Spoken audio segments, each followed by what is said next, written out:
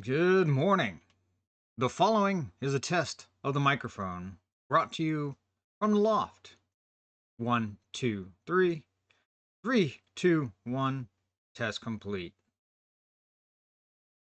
And that was just a sample of many of the things that I have lent my voice to over the years. I have the privilege of being the voice of the ship, along with many of my other comrades, shipmates, if you will. We routinely use the 1MC, which is the shipboard announcing system, to make all kinds of announcements. For the information of all hands. Now, that's going to hit a nerve with some people because, in general, when you make an announcement over the 1MC, it goes to the whole ship. So it is by default for the information of all hands.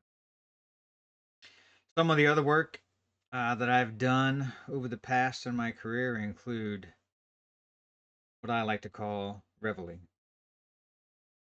Reveille, reveille. All hands heave out and trice up. Wait for it. Breakfast for the crew. Fan favorite. I know everybody likes to wake up at work, go get some hot coffee, hot breakfast, cold breakfast if you like cereal. Uh, One of my boys out there, peanut butter and jelly all day, every day. So those are just little snippets. That's basically what voice acting is. Voice acting is taking your voice and lending it to something like an inanimate object that doesn't have a voice. Um, when you draw something, when you animate something, the paper or the CGI, unless nowadays you have the help of artificial intelligence, typically you can't draw a voice. You can draw a script, you can write a script, but what a voice actor does is brings the emotion out into the drawing. It gives characters relatability. Somebody that I can not only see on screen, but somebody I can identify with when they're through something sad. You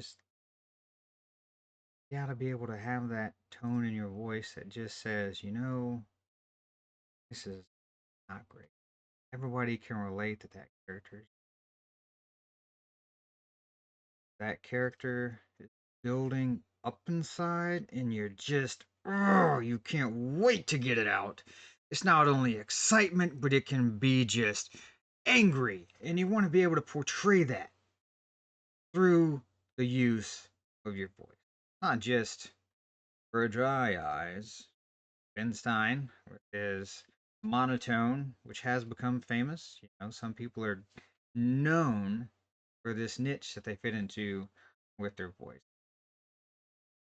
And it wasn't even until coming up in the 80s and 90s when voice acting was not seen as a profitable business. Because even in the old days, when you had Mel Blanc lending his voice to a slew of Looney Tunes.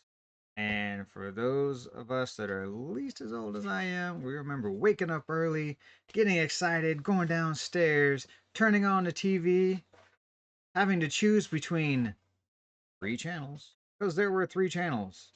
And heaven forbid, if the president or anything important was going on that day, you weren't getting to watch cartoons. You were getting to watch outside, playing outside, because your day has just been set off. But in the event that the president was not on, there was no serious groundbreaking news, you could enjoy Looney Tunes and several different cartoons voiced by Mel Blanc.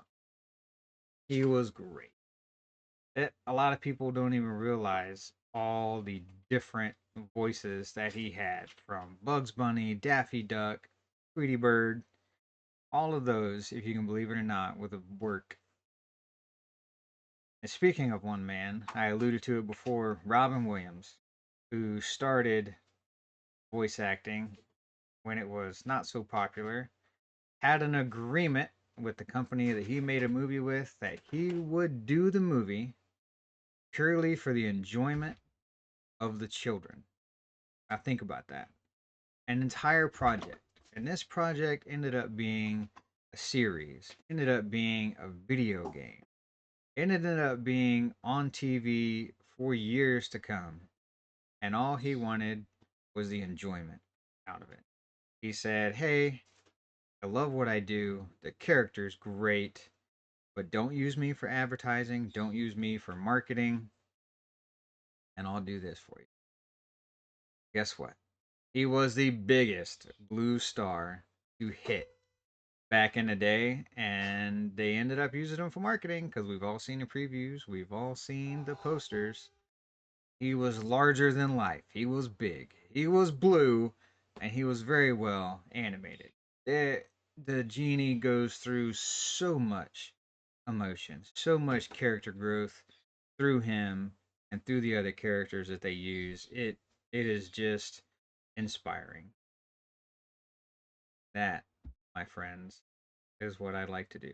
I would like to lend my voice to a two-dimensional, three-dimensional person, animal, some type of character, and be able to bring out the best, worst, and the laughter.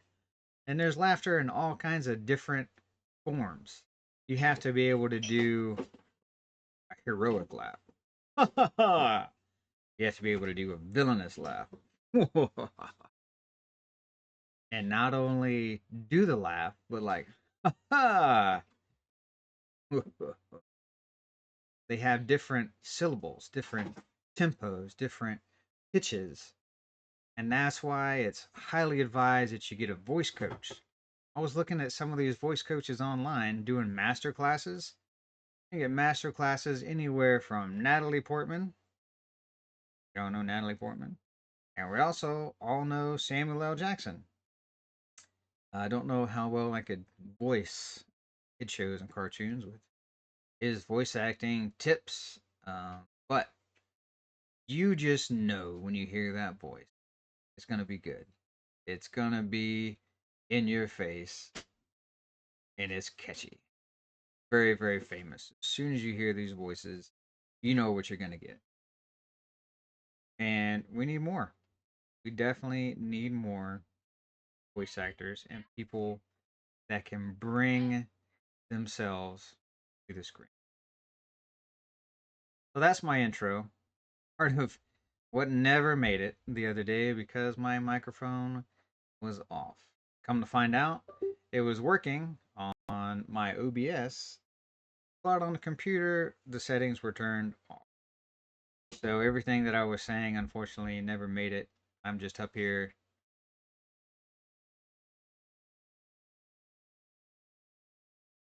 But now we have that fixed.